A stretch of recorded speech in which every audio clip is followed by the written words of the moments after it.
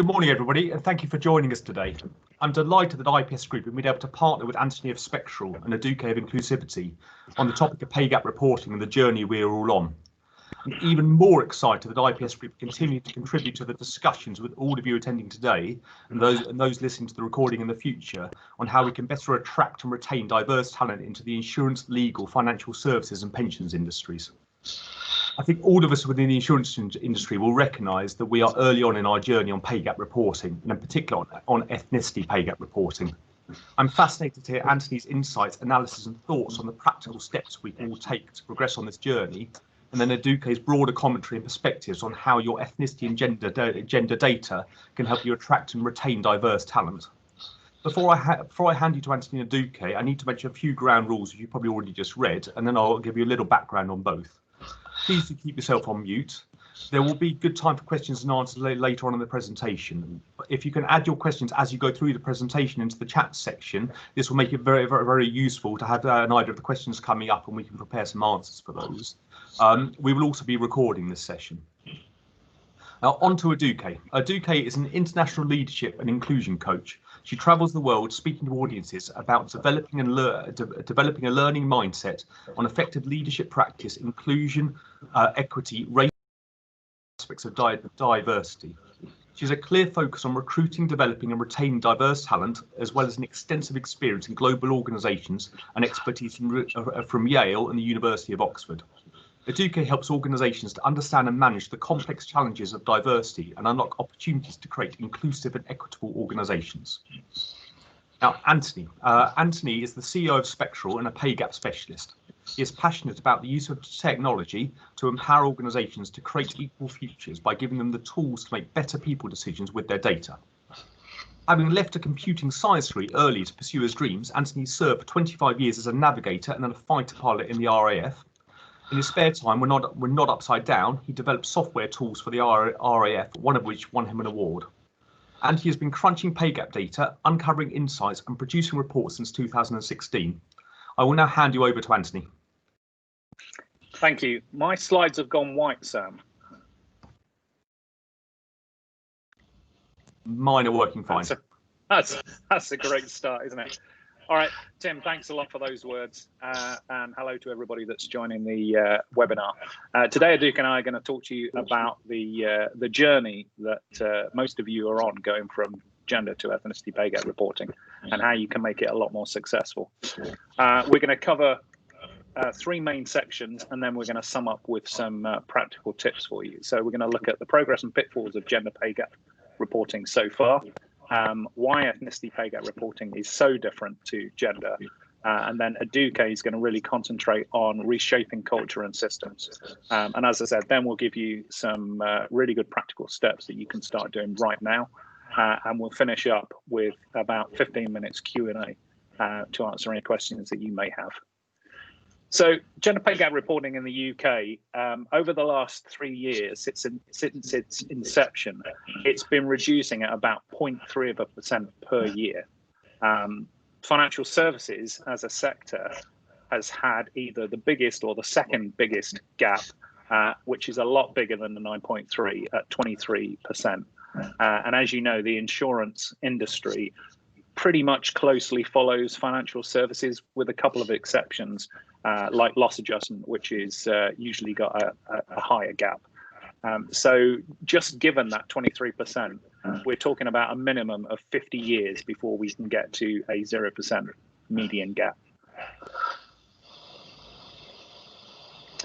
Now, if you've got the kind of mindset that this is compliance only and it's a bit of a burden, then we really believe that you could be jeopardizing your future talent pipeline. Research shows that approximately 60% of women would now use gender pay gap reports when making decisions on their next kind of career change. So what we see is that organizations really need to start treating this kind of reporting and compliance as if it was their CV putting out to the future talent that they want to get in the door. So it's a really fundamental kind of change from compliance to kind of the need to do this. So with this in mind, I looked at 50 gender pay gap reports that insurance companies have actually submitted to the government. Oh, we've got the whirly wheel of death. And what I found was quite interesting. Now, obviously, the financial services sector as a whole hasn't made very many kind of really big statistical clangers like other sectors do, but there are a few points that can be taken away. So I'm going to look at submission compliance, and then I'm going to look at the statistical focus of some of the reports, and then finish up with looking at some of the problems that have come out of data visualization. So apart from actually reporting the metrics, the legislation stipulates that the data must be accompanied by a signed statement from a director or equivalent. It also says that that report must be published on the employer's website in a manner that is easily accessible by all employees and the public. And finally, it says that that report has got to be there for a minimum of 3 years from the date of publication. So that's not from the date of the data, that's from the date that you actually submitted it to the government and put it on the website. When I looked at all of the 50 reports, there was 100% compliance with the senior signing officer, so that was great. As far as the putting it on the website in a manner that's easily accessible, that dropped to 87%, and that's for somebody with good computer skills. That number actually dropped to just above 50% if you take the kind of average person that doesn't know how to use Google keyword search, because a lot of the reports you couldn't actually find from the website. You had to go back out into Google and then type some keyword searches to get in there. And then most alarmingly was the 46% had all of the reports required of the legislation on their website. So that was quite a find. Now, the answer to this is really simple. It's a landing page, not a landing deck as you see there, but a landing page. Now, if you put a landing page on your website, you kind of set your stall out, and you can use it for things that are greater than gender. So you can make your landing page about diversity and inclusion in general, and then just have subsections that cover your reporting. If you do that and you put that link onto the government site, so anybody going from the government data can go straight to your landing page that has your intent of what you're going to do and all of your reports, and you put it in the main menu of your website, then you're showing transparency, and people will notice. Your future talent will notice. It'll be easier for them to find, and they'll be able to look into it. It doesn't matter if you start off small. It's just that initial step of just saying, we're owning this, and this is where we are at the moment. So it's a really good step. Now, talking about statistical focus, if you imagine what the gender pay gap is actually doing, and that is taking the whole of your hugely diverse organization and boiling it down to just 2 people in the case of the median gender pay gap, the median woman and the median man. And that again is further boiled down to a single number. So it's actually quite a thing just to rely on just that single number. Now, this is the most common way that people are showing what we feel is the most critical part of the gender pay gap report. So it's not the pay and bonus percentages, it's actually the pay quarters, as it's now called. So again, top tip for everybody, anybody that's still calling them quartiles, the government changed that last year. So it is actually quarters, because a quartile is actually the division in between those pie charts, not the actual pie chart itself.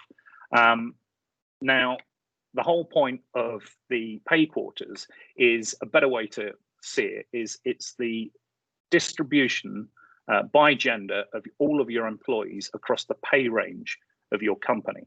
So starting in the upper 25% of men and women that get paid, and then all the way down to the lower.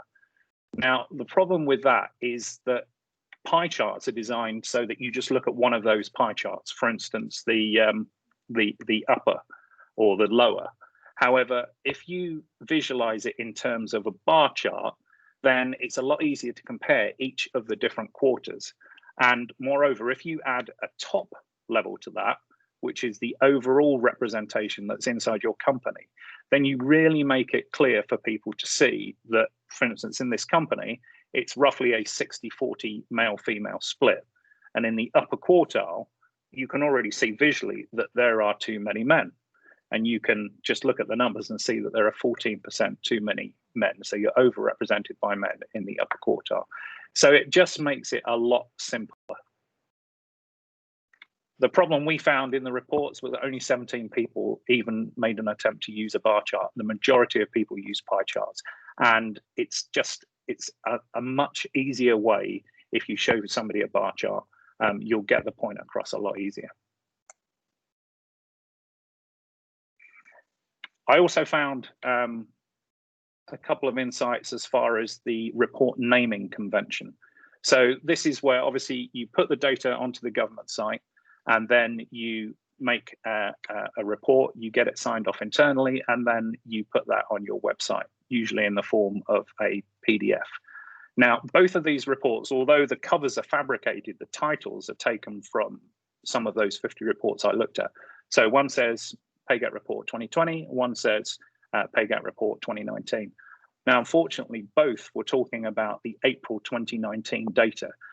And I think what's happening is some people are titling their reports by when they published it or by the deadline, and that's incorrect. You should always publish the report and make it clear that this is the data it's based on.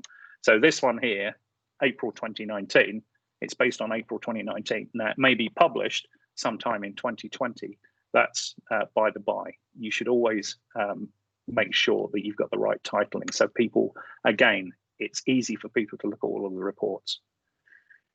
So just to recap on gender pay reporting, there's a lot of work to be done, I feel, to get it up to, first of all, up to compliance standards as far as the government are concerned, but also just get it up to just being a good working kind of section. There are lots of easy fixes, which is the good news, and this will significantly improve the current quality of what we're seeing. If you think about this, if you want to, the phrase, walk before you can run, you really need to make sure that GPG reporting is really robust before you start to move on to ethnicity, because it's so much more complicated. And I suppose the top level line for senior leadership is this does matter to all stakeholders. So it's not just future talent, it's actually investors, customers, suppliers. So you really do need to make sure you're doing the best job possible. So now moving on to section 2, again, we see a lot of, obviously with the Black Lives Matter campaign and then the petition for the enactment of the ethnicity pay gap reporting legislation. I think the petition got over 160,000 signatures. We see a lot of people say, just bring it in, let's go, let's do this, let's just make it the same as gender. But fundamentally, they are two totally different things. And so I'm just going to speak to you for a little bit before handing over to Aduke about why ethnicity is so different to gender. Now, one of the big things we hear when we consult with people is that there are some real worries around GDPR.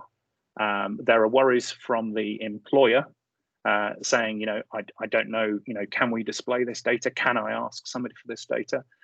There are real and apocryphal stories from employees. Is this data going to be used to discriminate against me? What are you going to do with the data? Is anybody going to be able to see, in isolation that is me in the data? But the good news on the gender pay gap, on the GDPR, is that the 7 principles were actually designed to mitigate all of these valid concerns. And if we just take one, purpose limitation, then actually, again, this framework provide assurance. So if lets the employees know by clear, transparent communication that the data is going to be used so that they can do an ethnicity pay gap report, and that report is going to make sure that there are no biases, and it's going to remove blocks so that everybody can move to a fairer kind of culture, as it were, then you've absolutely satisfied exactly what GDPR was intended for. And it actually becomes a tool for you to use rather than some kind of burden or something to be scared of. Now, I think the biggest changes between gender and ethnicity are the statistical challenges. And I completely get why, you know, the Black Lives Matter and pushing this ethnicity pay gap legislation through. I understand the, you know, the momentum, but I think a breath needs to be taken, and this needs to be looked at carefully before just saying, right, let's replace the word gender with ethnicity and crack on, because there are some real massive changes. And the first one is sample size. So what you're seeing here is a standard insurance sector organization, rough split of 55% men and 45% women. So pretty even by all standards. You'll also notice there are some orange men and women, and we're just going to come back to that. But at the moment, they are the non-white population. So as you can see, pretty balanced. Now, when we look at this through the lens of ethnicity, it changes. We've still got the same sample size. However, on the left-hand side, we've got a huge population of white men and women. But on the right-hand side, we've got a very small population. Now, if we look at this 86-14, and let's assign some mean hourly rates to that. So what we're saying here is on the left-hand side, the white population on average gets paid £15 an hour. On the right-hand side, the non-white population gets paid on average £14 an hour.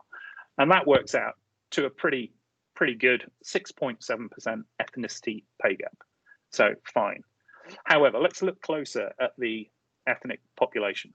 And let's just assume that the highest earning person is a woman and that she has gone off on paternity leave, maternity leave, and all of a sudden, for that particular report, she's out of it.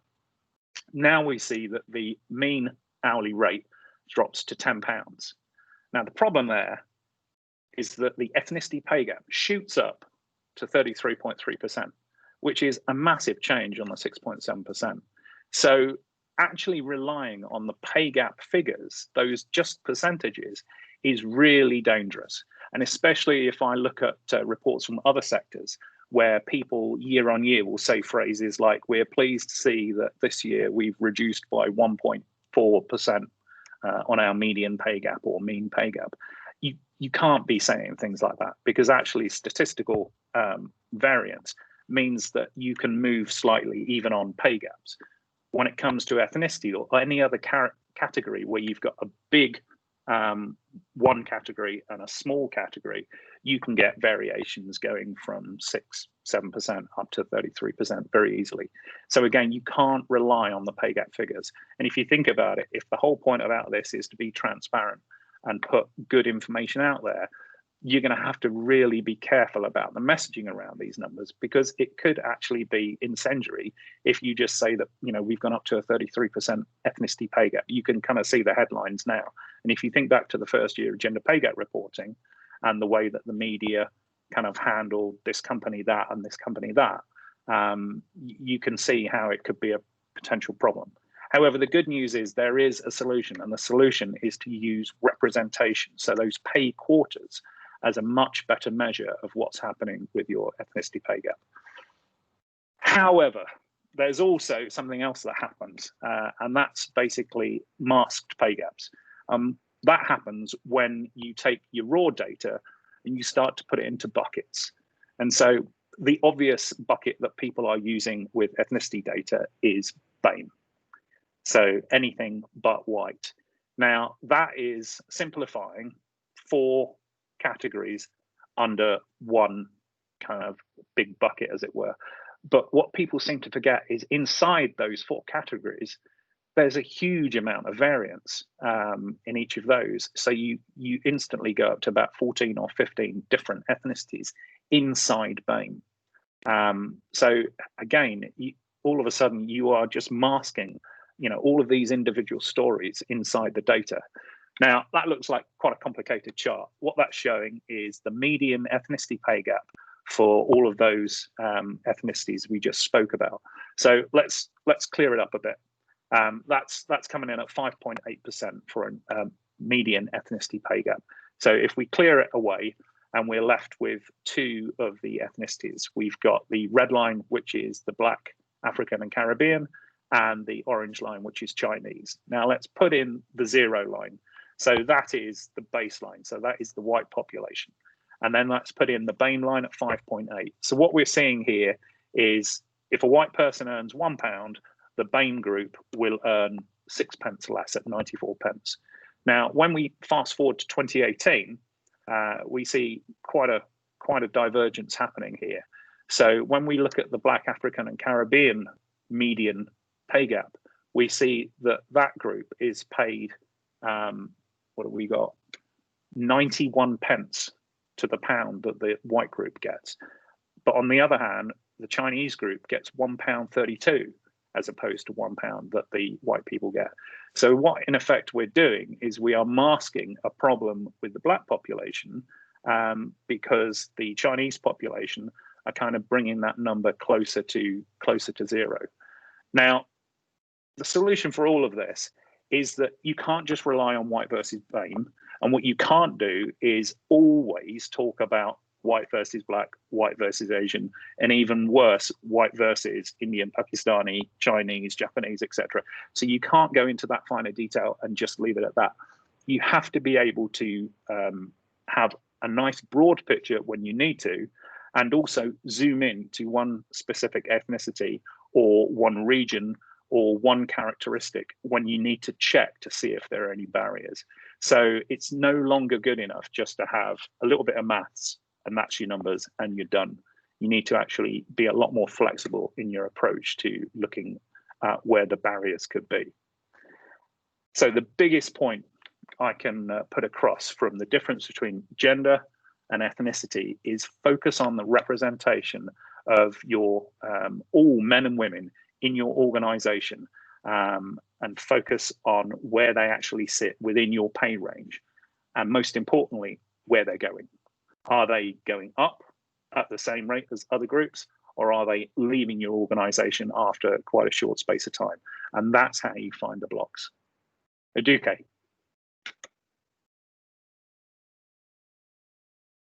Aduke, you're on mute.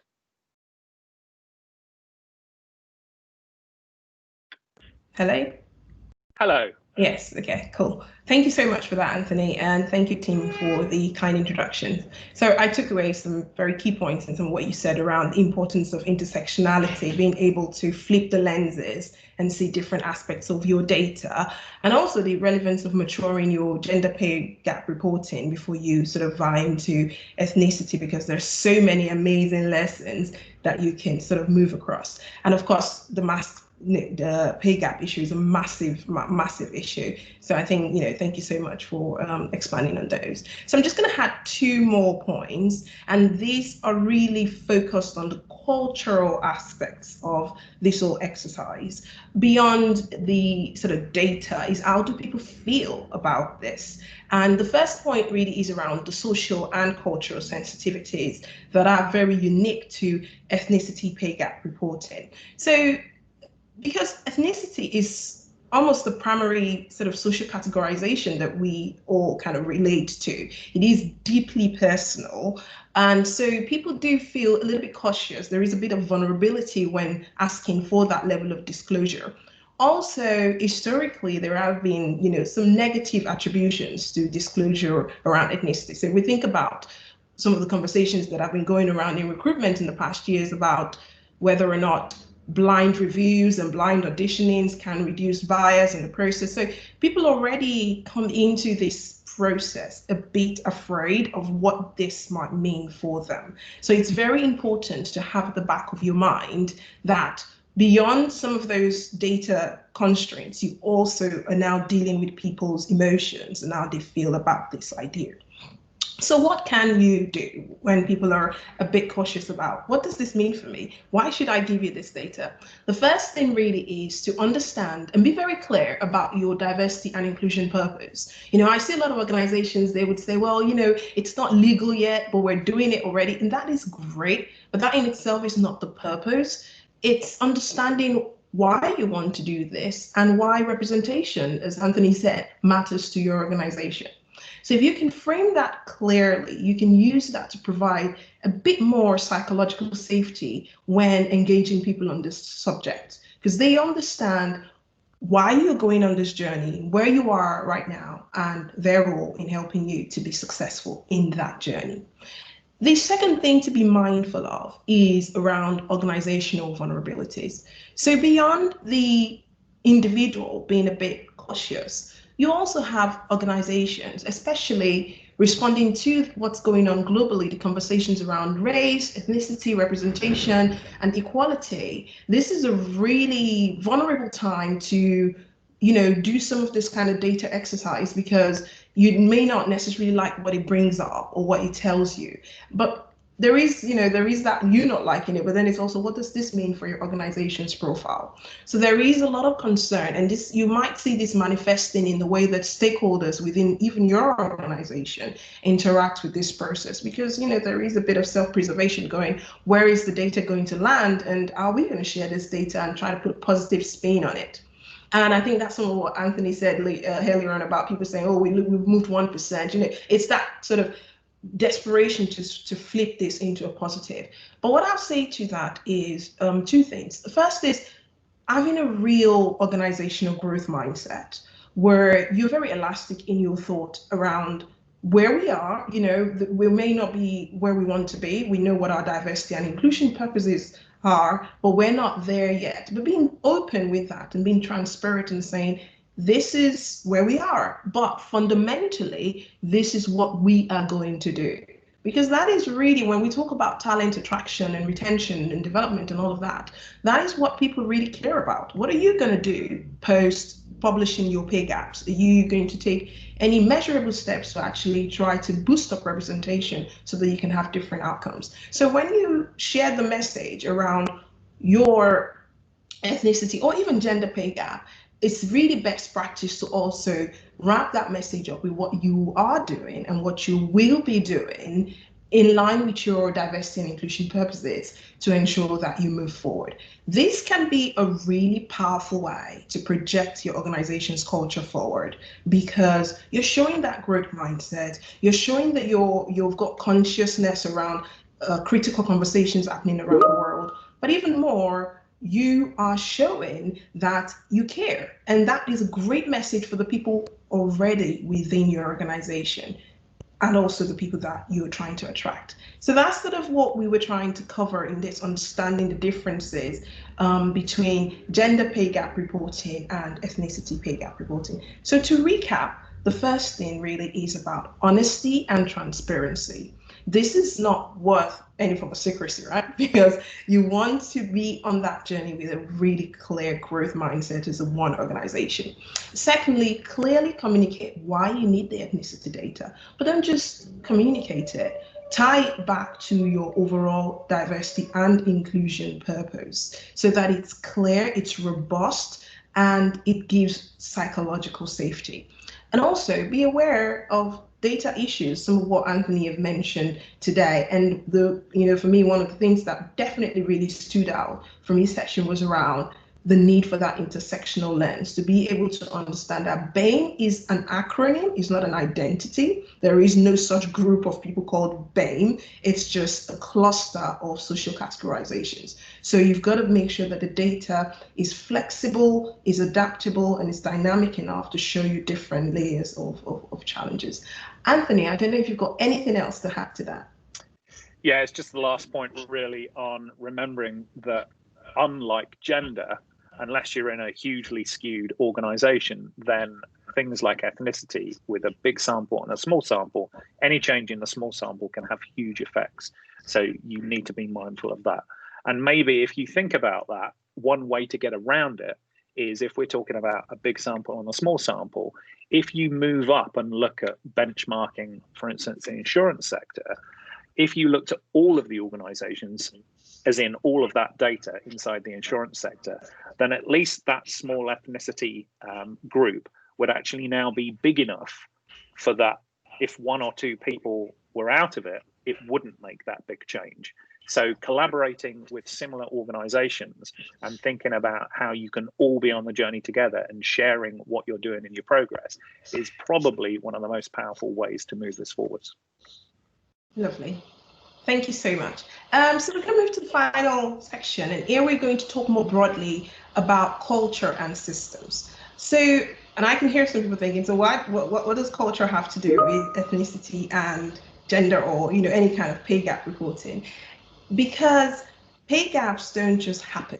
They just don't materialize out of thin air. They're often really responses to certain issues within an organization structure. So thinking about your culture and your systems, it's really powerful in parallel with doing the data gathering exercises. And the first thing I wanted to really talk about was what drives ethnicity pay gaps. And let's sort of go on that journey together to get to culture. Typically, when there are ethnicity pay gaps, or even gender pay gaps, there are two key drivers and then a third driver. The first driver is underrepresentation in senior and high-paying roles. So when you have very little representation in senior high-earning roles and overrepresentation in junior and low-paying roles. So you've got quite a lot of diversity in low-paying roles and very limited diversity in high-paying roles. And this is particularly important to organizations that might look on the surface like they're very diverse, but then they still have ethnicity pay gaps. And that's because of the distribution of the roles and I suppose the reward. The final one is low diversity retention rates. So the inability to keep diversity also contributes to having quite disparate in gaps between sort of different social categories and ethnicities. And so it's important to just bear this in mind, that it doesn't just happen, it happens because. And so this is really relevant if we tie this back to the first things I spoke about, your diversity and inclusion purpose and what you're going to do next. By understanding what is driving whatever conclusions you reach during that process, you can then start to focus on where you're having the most challenges. Is it overrepresentation in junior roles, or is it just underrepresentation in senior roles, or is it lack of retention, or is it all of it? And hopefully you can then start to focusing on the ones that you can quickly move forward on. Now, let's take it one step deeper. What leads to underrepresentation? Because that again doesn't just happen. There are loads of drivers that contribute to underrepresentation, but I'm going to focus on these three because they're more relevant within this ethnicity conversation. The first is limited talent pools. So we know that historically some sectors have been more diverse than the others. And so if you're in a particular sector where maybe historically there hasn't been a lot of diversity, you do come across that.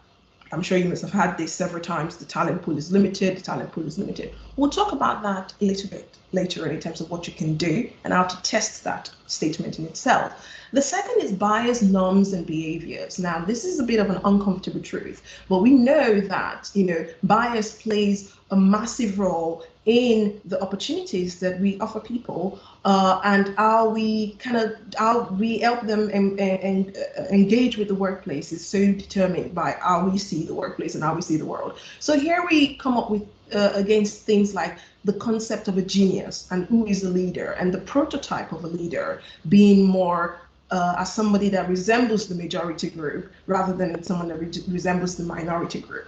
So all of these issues are happening a bit it's a bit neuroscientific, it's happening in our subconscious, but it's also manifesting in our day-to-day decisions. I always say bias is not harmless. You might look like it's subtle, but actually it affects the outcomes for others. So that is something to be mindful of. And the third thing I want to talk about is the psychological experience of the underrepresented groups themselves and how they feel within the employment process. So you're thinking about the challenges, and earlier when I was talking with Rob and Anthony, he mentioned this fabulous example of a rugby player. I'm going to try and find it so that we can add it to maybe the post-event email. But there are certain psychological challenges of being the only in the room. Challenges such as reduced advocacy or having the double role of representing yourself and your wider group. So people no longer see you as an individual, but they see you as the collective you represent. So that's a lot of mental burden to carry and try to be productive. And then you overlap that with the fact that you don't have people who you can really share experiences with. There is some bias in the system. All of that comes together, and often what you see is people bowing out, what we'll call the leaky pipeline, where people just give up on the process, they go and start their own businesses, or they just stop aspiring. So those are some issues behind underrepresentation to be mindful of. However, let's move to the positive. There are things that we can do. I must stress that inclusion, diversity, or representation is a journey.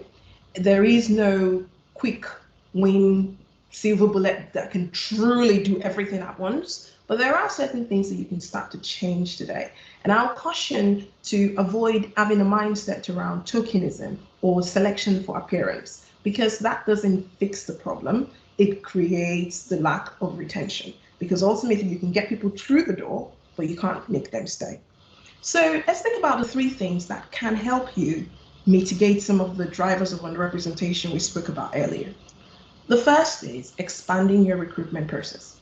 I said earlier on about the limited talent pool, and how people keep repeating that fact. The recruiters tell them they can't find people, they repeat it, and it goes on and on. It's also being creative in the way that you attract talent. How can you be a bit more creative? So one, look beyond the mainstream. So if you think about the social groups that you're trying to reach, the ethnicities you're trying to reach, think about where they are gathered and try to go find them there. Rather than trying to draw them to you, you could also, it's a bit of push and pull, you can also go to them. Secondly is invest in the future. Yes, you can't fix it all. The talent pipeline is a bit dry, but you can start to work with universities, colleges, in fact, and social enterprises and social groups at different levels who are contributing to your vision as well. And that helps you to at least prepare for the future. Now, I must say this as I go into this next bit. There is this quote I really like from Jack Welch, which is, if the rate of change outside exceeds the rate of change on the inside, the end is near.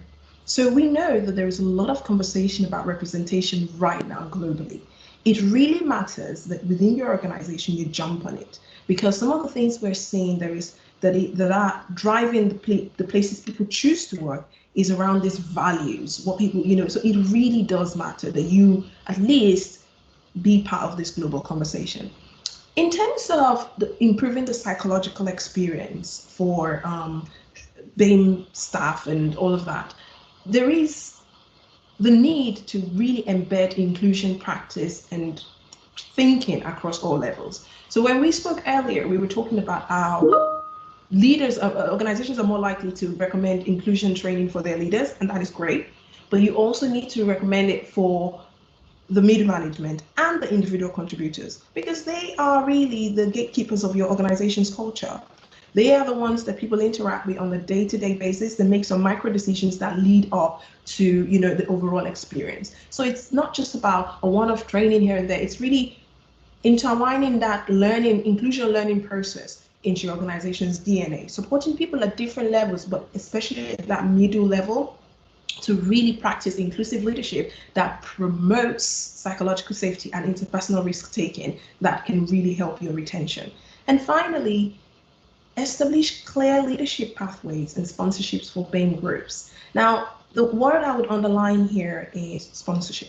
Sponsorship really, really matters. Mentoring is great, it's a really great way to learn things that you've not experienced. But sponsorship matters especially for ethnic groups, because the major challenges of underrepresentation are lack of advocacy and lack of in a way, reinforcing self-representation. So your voice doesn't carry the gravitas or weight when it's just you alone speaking. So having sponsors, senior leaders who take a vested interest in high-performing, high-potential BAME staff can really help to project this, talented individuals and help their leadership capabilities and actually position them to step into those roles, therefore reducing the company's reliance and constantly bringing new people in. There is something about developing the people that you currently have and making sure that your leadership pathways are inclusive enough to create opportunities for everyone.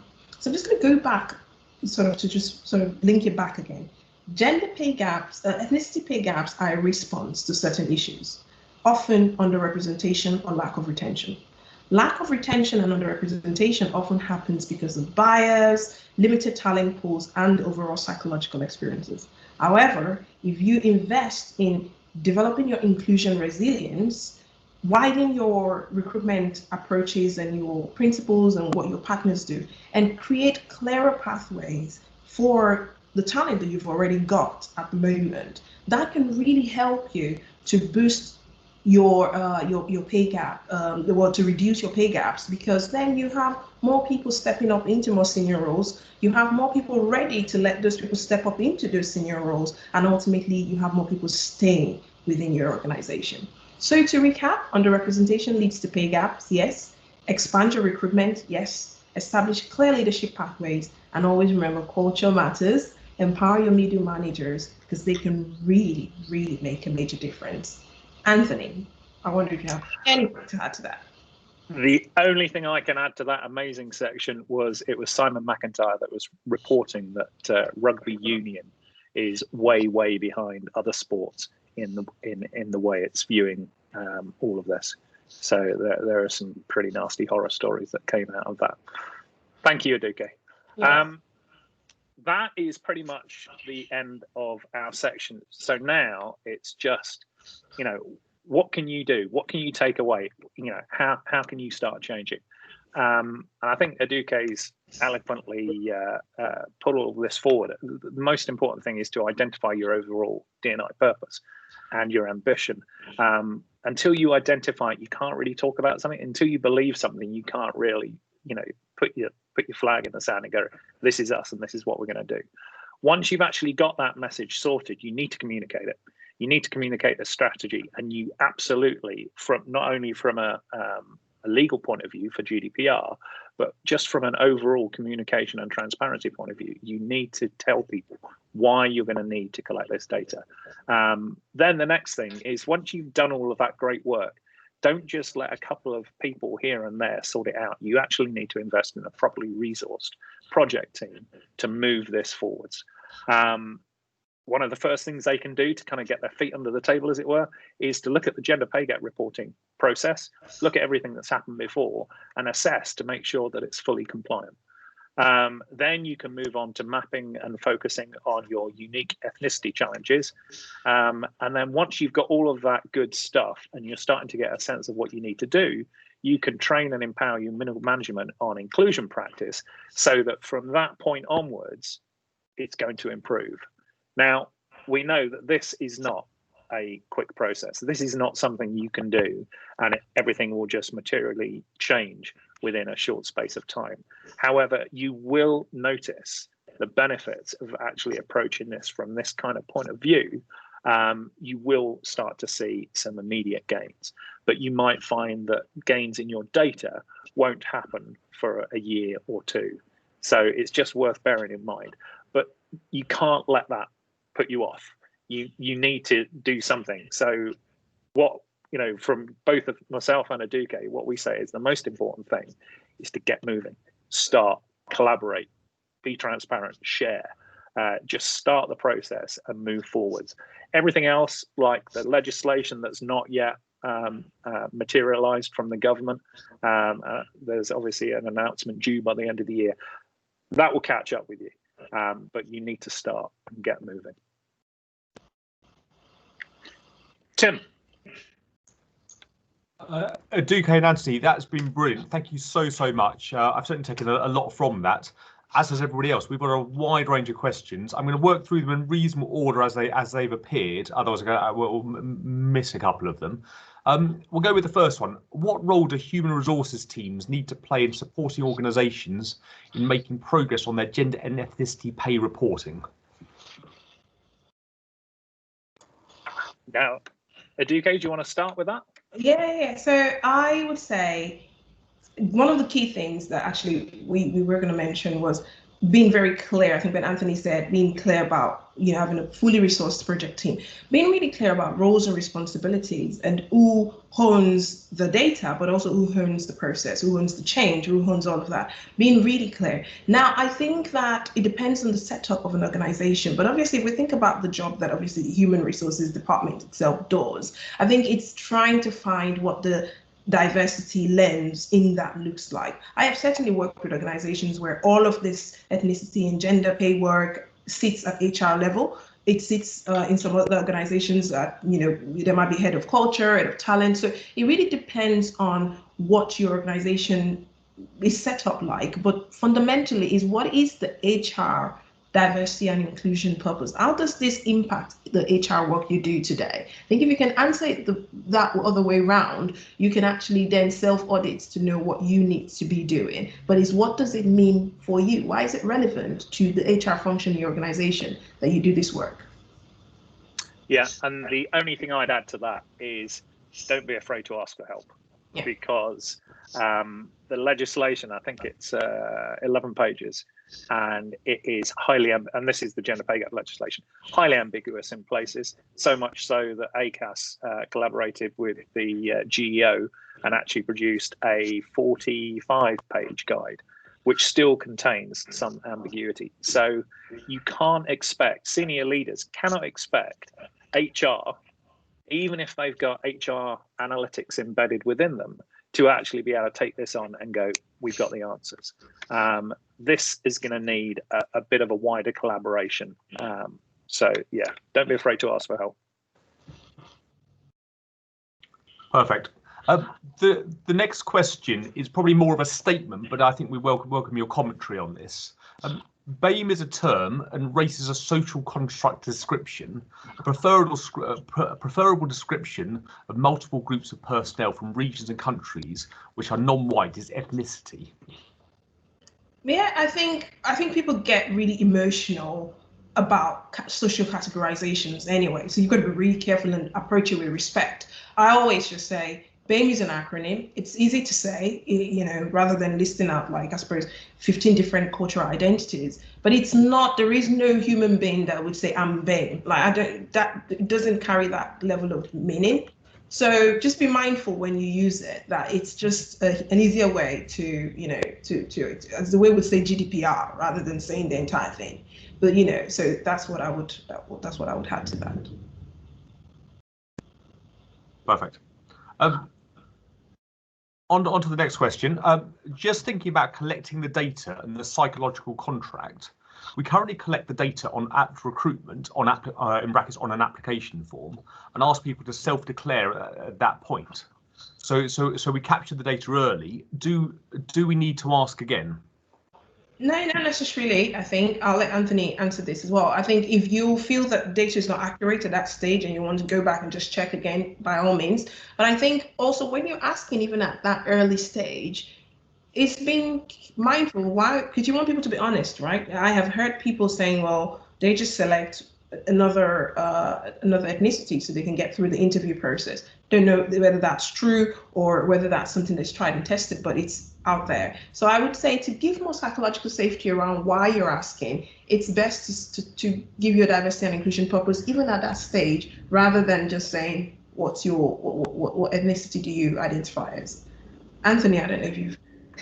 Yeah, I've got a bit of a data geek point on this. So it's all well and good to ask people at the point of application. And as Aduke said, you need to clearly communicate so that you actually get that up. But in the majority of organizations, the ability to get the data is still really sketchy. So even in an organization that says we have ethnicity data, you might find that it's still only around about 60% that they've actually got good data for. And then another 20-30% is people said they don't want to tell us. And then maybe the final 10%, which is where I think people get confused between we've got good data and we've got bad data. That final 10% they couldn't get the data for. So actually the goal is to get 100% of your employees to tell you what their ethnicity is, because they feel that there is a culture in place that allows them the confidence to know that by giving you the data, it's going to be for good. So I would say that you need to be constantly asking people, and if you think about it from a GDPR point of view, people have the right to rescind their allowing you to keep that data. So I think it's got to be a lot more flexible, a lot more dynamic, and you've got to give people the option, maybe through the use of technology, to actually turn those levers on and off and actually go, well, I'm going to tell you that because I just read the latest article on what we're doing on ethnicity pay gap reporting, and I know that I haven't told you, so I'm going to tell you because that's going to improve things. So that's what I'd say. Perfect, thank you. Next question. Whilst I understand statistical relevance and population size, do you think there will be requirements for smaller organisations to conduct some form of reporting in the future? If not, what do you think they could do voluntarily other than ensuring equality in their policies, procedures and approaches? That's a very good question. So again, one of the things that made my statistical brain twitch was, so the first thing was a couple of years ago when people said, let's extend gender pay gap reporting to companies that have got 50 people or more. All of a sudden, you get into the realms of, again, just like we showed with ethnicity, numbers jumping from 5% to 50%. So yes, it's relevant, sample size, etc., but it's variable. The thing that remains constant is, who are you? Where are you in the universe? And are the people that work for you representative of that universe?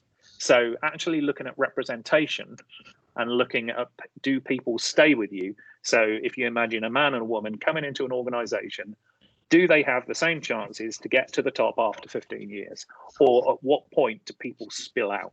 And now look at ethnicity and ask the same questions, and be mindful, as Aduke said, intersectionality.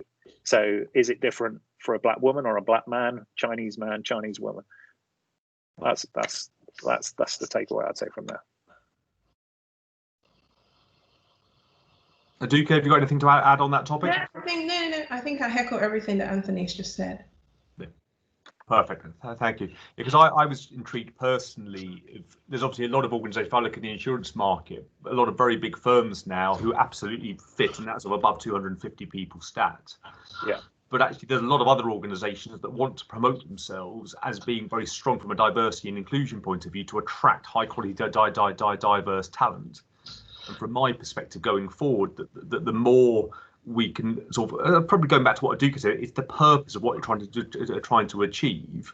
And clearly there'll be firms that are far too small to not have to need to report on that. But if we can all find a way of using this data to promote ourselves as strong from a diversity and inclusion point of view, we will attract a better talent. So intriguing perspective. In fact, I've thought of a great example, which was something that I managed to pat myself on the back on 2 years later and think people are listening. And that was 2 years ago, there was an article comparing HSBC to Monzo, and the fact that Monzo had a higher gender pay gap at 50-something% than HSBC's that was 40-something% at that time. And it was apples and oranges. You know, HSBC was declared as over 20,000 people in the UK, and Monzo was less than 250 people. And now, 2 years later, we're starting to see articles talking about challenger banks and their progress in diversity and inclusion.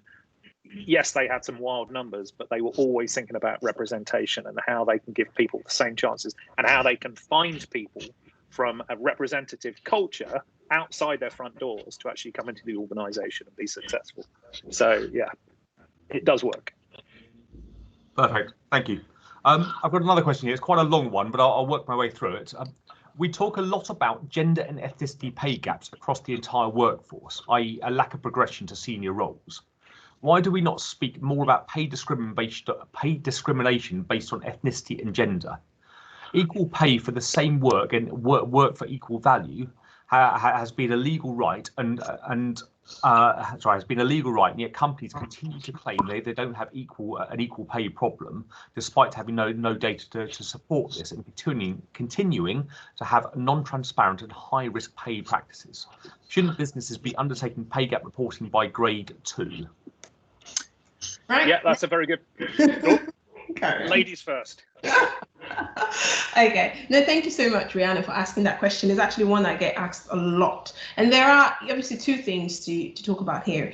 You can have, and I think Anthony might be best suited to talk about this. You don't have to use the median pay gap. You can use the mean pay gap as well, where you mean analysis as well. Maybe you don't use a specific, middle number, but you can actually aggregate the entire organization. So there are different ways that you could arrive at the conclusions. But what I'll say is, there is a lot of fear about talking about equal pay at work because obviously it signals massive discriminatory practice. So typically the buy-in to do that kind of work is not very mature. So you're absolutely spot on. But I think that because it's also protected by law, it becomes a bit easier to say, well, you can't, what's the evidence of this happening? So I guess I agree that you're right that we can't find the evidence of it not happening, but also what is the evidence of it happening? So I think that it's really important to think more broadly about maybe within your organization, what are some of the things you have seen that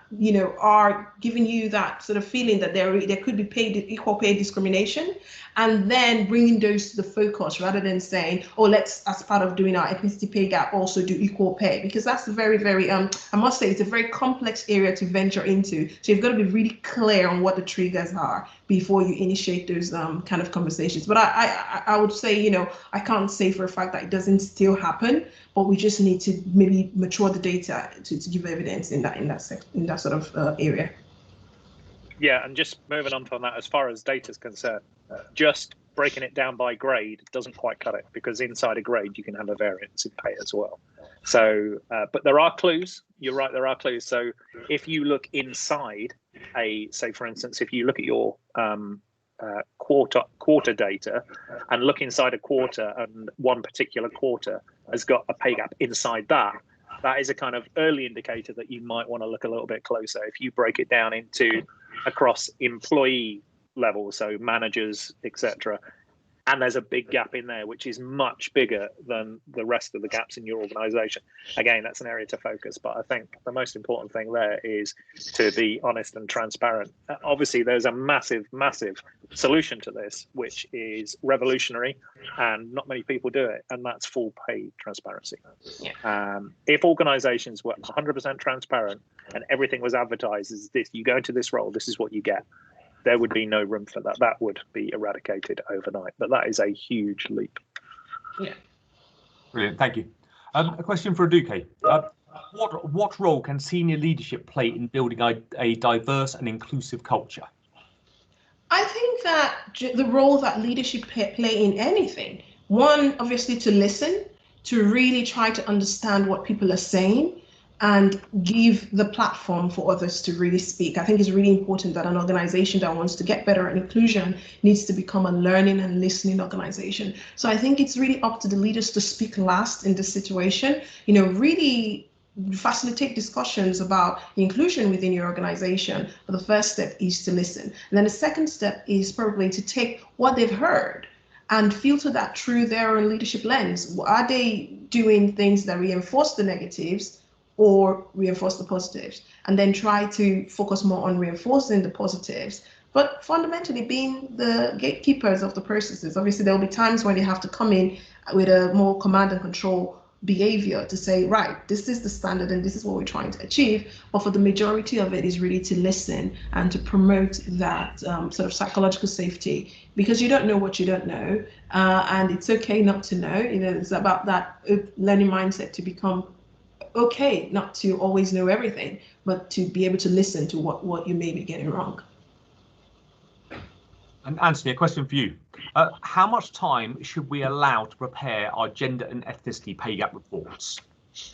Good question. I'm grinning and laughing because I think back to the original gender pay gap consultation that said, yeah, you should pretty much take around 14 man hours to do this whole work. So the first point was man hours when you were talking about gender pay gap reporting and fairness, which just made me chuckle. And the second was, oh my word, people just have no idea. So it depends what you mean. So to define that question, it depends what you mean by doing the process. If you are talking about from left to right, getting to grips with the legislation 100%, knowing exactly where your data is coming from and checking the sources and making sure that you are not fundamentally cocking up where you're getting that data from. Because again, there's a huge variance in payroll systems. Are you outsourcing your payroll? Have you got a piece of software that you're asking to produce a report? That report that you've designed, is it right, etc. All the way through to, we've got our numbers, now we've got the group together, we've spoken about our messages, and now we put it out. That is hundreds of hours. It really is, to do it right. And that's why in 2020, with 3 years of gender pay gap reporting, the people making statistical errors and uploading that report to the wrong part of the website or doing this or doing that is still up at around 25–30%. And these are intelligent people. So you can't underestimate how much time it's going to take. What you can do is look at it and go, do we have the resources that do it? Or are we going to outsource bits of it and actually make sure that the process itself is robust? So the answer we get right. Perfect, thank you. Next question, we might have covered it a little bit at the last part of the presentation, but we'll cover it again. Does the acronym BAME cause more harm than good? Well, without proper education, maybe, it's again what Anthony said, it could lead to masked discrimination, where you think, well, here are 2 BAME people on our board, but actually it might just be 2 people from the same social categorization who don't represent the other groups. So that's it. Perfect. We're going to fly through another couple of questions here because I'm well aware that we've gone over the hour now, which I think people are allocated in their diaries. But we've got some good additional questions here. How would you address the issue of staff that are of mixed ethnicity? They have a different set of problems in the workplace, such as not fitting into either race. I think this is where that inclusion resilience comes in. When we gain more understanding of what inclusion is as a leadership practice, you understand that it's really about opening up accessibility and developing the ability to connect with people regardless of the differences between you and them.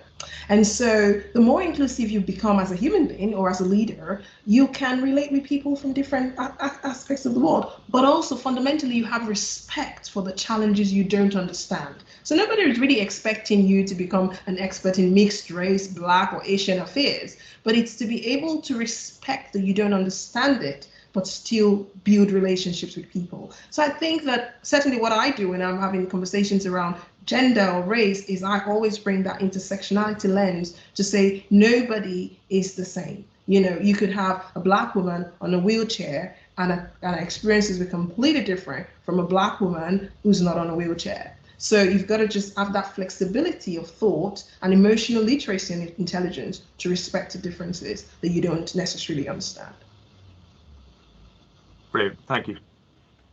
We've got a good question here. When setting up a project team, how do you recruit and get the resources in place in a post-COVID world when senior management may be focused on other issues? Example, financial stability. Also bearing in mind that this is not a short-term objective in bringing new individuals with fresh ideas is a key factor. Sorry, is bringing new individuals with fresh ideas a key factor? So I think the most important piece out of that question has got to be senior management are looking on other issues like financial stability. If you think about this, if you don't get the talent right, and in other words, doing exactly what Aduke said and actually getting your future pipeline sorted and doing all that kind of work, then you might be looking at financial stability for the next year, but actually in 10 years time, you're going to be out of business anyway, because you wouldn't have evolved. You're the dinosaur, you die off. So actually, senior leadership have to see this as a long-term thing. And that's why it's fundamental that this gets from the top approval all the way down. So that's the first bit. The second bit is bringing new individuals with fresh ideas a key factor. Well, the whole point about diversity and inclusion is that diverse thought, as long as it's well led, will lead to better decisions. It's as simple as that. The McKinsey 3 years worth of reports based on data from 2014 down to 2018. With the last report, diversity wins, I think it's a 27% performance improvement in companies that are in the top 25% for their kind of diversity. So there are measured gains from doing this. So fresh ideas is always a good thing. You just need to make sure it's well led, because 100 people having 100 ideas and shouting them out at once can just, all of a sudden the noise is too much. But if it's well led, it works well. Perfect. We've got one final question here, which, if we've done this smoothly, is going to feed perfectly into the next slide on your free consultation offering. How can Spectral help organisations get this right? So I think it's pretty clear that this is a complex area. And I think whenever you come across something complex, you've got to ask yourself one question. Do we have the internal resources to absolutely nail this and make sure that this is going to work for us, instead of creating a ball and chain around us that we have to drag forwards, and then all of a sudden the government come forwards and say, right, that's it, you're on the starting blocks, it's time to do ethnicity pay gap reporting. So the big thing is, can we do this ourselves? And there is nothing wrong with asking for help, as it were. And if you get specialist help, then that will alleviate a lot of the heartache around this and will allow you to actually focus on the results of what you get. Because something we saw a lot with gender pay gap reporting was companies would spend this massive time, get into a set of numbers, and then they go, phew, we've done it. And it's like, no, you've just started. You've now got the evidence, and now you need to do the work. So actually, if you get somebody to produce the evidence for you that you absolutely know is 100% correct, then you can focus and put all your energy into actually making the changes. Perfect, thank you. That brings to the end all of the questions. I've taken a lot from this. We've got a few follow-ups here that for everybody who's attended, we'll send over a copy of the recording and the presentation. Also, Anthony and Duque, as sort of part of Spectral and Inclusivity, are offering a 15-minute complimentary consultation. So please do take that opportunity. We will include their contact details on the emails that we send out as a follow-up to this. I personally have taken a huge amount from all the points made today. One of the big things that really stands out to me is that we should be collaborating with similar organisations on how we can move forward on this journey.